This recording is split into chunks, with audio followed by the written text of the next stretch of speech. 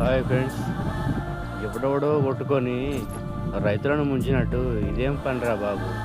జీపీఎస్లు ఎందుకురా ట్రాక్టర్లకు? అవసరం కాదు ఇది. అవసరమా జీపీఎస్ ట్రాక్టర్లకు?